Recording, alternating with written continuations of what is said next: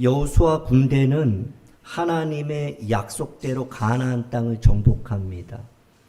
여호와의 명령에 따라 순종하는 가운데 여리고성, 아이성, 중부를 정복하고 헤브론을 중심한 남부까지 그리고 하솔, 북부까지 다 정복을 합니다. 그 후에 이스라엘 백성들이 제비를 뽑아 이제 12지파로 땅을 분배하죠. 땅을 다 분배한 후에 오늘 여호수아 20장에서 여호와 하나님께서 여호수아에게 명령하십니다. 그것이 무엇이냐면 모세에게 말씀하셨던 부분인데 도피성을 만들라고 하신 겁니다. 도피성이 무엇인가 하면 이제 오늘 3절을 보시면 부지 중에 실수로 사람을 죽인 자를 그리로 도망하게 하라. 피의 보복자를 피할 곳이니라. 그 부지 중에 살인한 사람이 피할 피난처로 도피성을 만들라고 합니다. 근데 이 도피성을 총 6개를 만들라 그래요. 요단 동편에 셋, 그리고 가나안 땅인 요단 서편에 셋을 도피성을 총 6개를 만들라고 합니다. 그리고 도피성을 길을 잘 닦아 놓으라 그래요. 그리고 너무 멀리 하지 말고 사람들이 부지 중에 사람을 살인한 경우 이 살인자가 도망할 때 그 피해 보복자, 가족일 수도 있고 그 부지 중에 죽었지만 화가 나지 않겠습니까? 그 사람이 쫓아가서 죽일 수 없도록 길을 잘 닦아놓고 빨리 피할 수 있도록 6개의 도피성을 만들고 그리고 그가 와서 죽이려고 해도 절대 내어주면 안 된다. 막아줘야 된다. 부지 중에 살인한 사람을 보호하는 피난처 역할을 한 것이 바로 도피성이다라고 말씀하고 있어요. 자, 부지 중에 실수로 사람을 죽인 자를 이 피해 보복이 없게 하시기 위해서죠. 무차별적인 그 사적인 복수를 중단하기 위한 방법이에요. 보복의 악순환의 고리를 끊고자 하는 것이 바로 도피성을 세운 이유라고 할 수 있죠. 예를 들면 이 민수기 35장과 신명기 19장에 도피성 제도가 나와요. 부지 중에 살인한 것을 예로 19장, 신명기 19장에서 그렇게 얘기해요. 어떤 사람이 함께 이웃과 벌목을 해요. 나무를 베는 거예요. 근데 도끼가 그 도끼 자루에서 빠져버린 거지. 예를 들어 이렇게 딱 치려고 그러는데 도끼 그 날이 빠지면서 옆에 있던 사람을 죽이게 된 거예요. 이 부지 중에 실수로 이렇게 살인하게 된 거잖아요. 이런 사람을 보호해 줘야 된다. 그래서 도피성을 세우는 이러한 제도를 만든 거예요. 안 그러면 계속해서 피해 보복이 일어나고 무차별한 사적인 그러한 보복이 일어나고 그 보복의 보복, 피의 피가 악순환이 일어나기 때문이에요. 그래서 아랍 사람들이나 유대인들이 지금도 뭐예요? 눈에는 눈, 이에는 이예요. 그래서 폭탄이 하나 떨어지면 5개를 쏘아 붙는 것이 그들의 정신이에요. 그들은 구약만 믿고 있죠. 그래서 구약에서 그걸 율법대로 그대로 지금도 하고 있어요. 자, 오늘 제목은 은혜의 도피성이다. 이렇게 제목을 붙였습니다.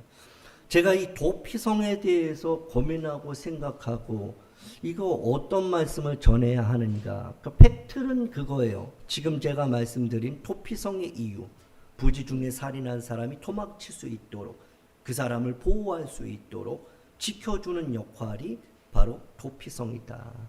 그 도피성은 바로 예수 그리스도로 우리가 볼 수가 있어요.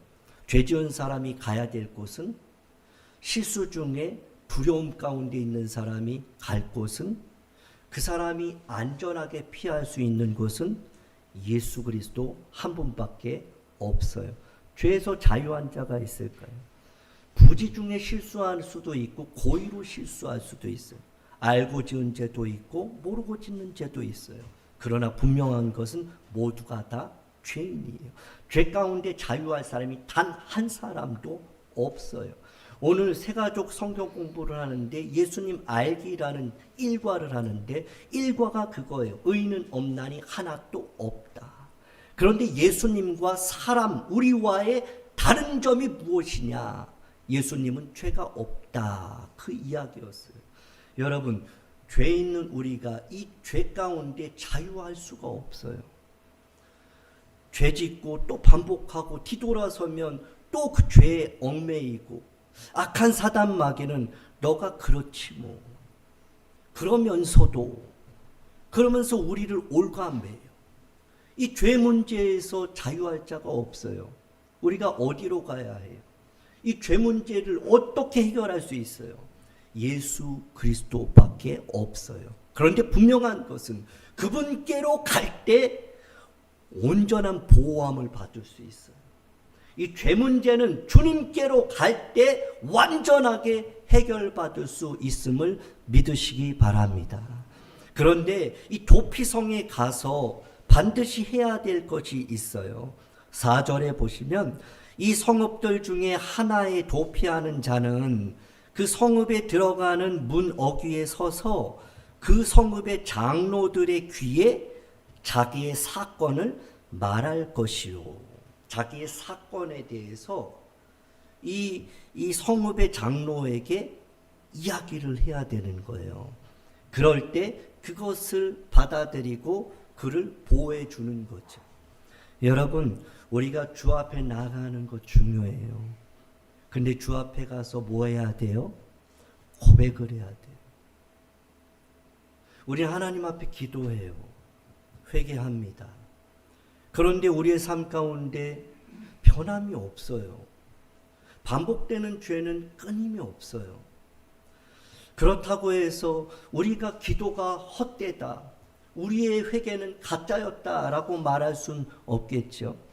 그럼에도 불구하고 우리는 하나님 앞에 온전한 기도를 드리고 온전한 회개를 이루기 위해서 하나님 앞에 도피성에 간 그가 자기의 사건에 대해서 성읍 장로에게 그렇게 정확하게 이야기했던 것처럼 우리가 주 앞에 나가서 우리의 죄모에 묻은 문제들을 하나님 앞에 낱낱이 고할 때 하나님께서 그 죄 문제를 해결해 주실 뿐만 아니라 우리의 문제를 이렇게 보호해 주시고 하나님께서 우리를 안전하게 하시는 피난처가 되시는 줄 믿으시기 바랍니다.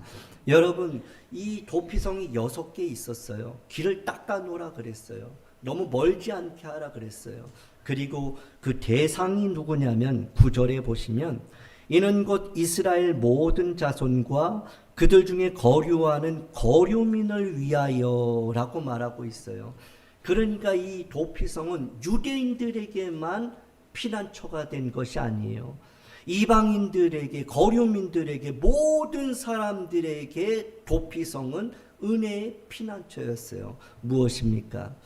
예수 그리스도 피난처 되시는 분은 차별하지 않아요. 모든 사람들에게 피난처가 되시고 모든 사람들을 안전하고 보호하게 하시는 은혜가 그분께만 있는 줄 믿으시기 바랍니다. 부지 중에 살인한 자가 살 수 있는 방법은 딱 한 가지밖에 없어요. 도피성이에요. 여러분, 죄인된 우리가 살 수 있는 방법은 한 가지밖에 없습니다. 예수 그리스도. 그분 앞에 나아가야 돼요. 우리의 모든 죄를 그분 앞에 다 내려놓아야 돼요. 은혜로 그분께서 우리를 보호하시고 인도하시고 죄 가운데서 자유케 하시는 은혜가 있는 줄 믿습니다. 저와 여러분들이 한 주간 살아가면서 죄 때문에 죄와 씨름하고 싸우지요. 그런데 죄가 우리를 올가맬 때가 많습니다. 죄가 나를 묶어버려요. 그래서 죄 때문에 괴로워요. 죄 때문에 두려워요. 죄 때문에 불안하고 걱정과 염려로 우리의 이 삶을 꽉 올가매는 이런 악한 사단 마귀의 그러한 그 공격이 있어요. 여러분, 죄에서 자유하기 위해서 오직 예수 그리스도 앞에 나아갈 수 있기를 주님의 이름으로 축복합니다. 도피성은 교회가 아니에요. 도피성은 뭐 십자가 아래가 아니에요. 도피성은 우리가 살고 있는 바로 그 현장, 그곳에 도피성이 예수 그리스도께서 늘 언제나 변함없이 우리를 기다리고 두 팔 벌리고 맞이하시는 줄 믿으시기 바랍니다. 언제나 어디서나 죄 가운데 눌릴 때, 죄의 유혹이 있을 때, 죄 가운데 실패했을지라도 바로 그 자리에서 은혜의 도피성 되신 예수 그리스도 앞에 그 모든 문제들을 아뢰는 가운데 자유함을 누리는 저와 여러분의 삶이 되기를 주님의 이름으로 축복합니다.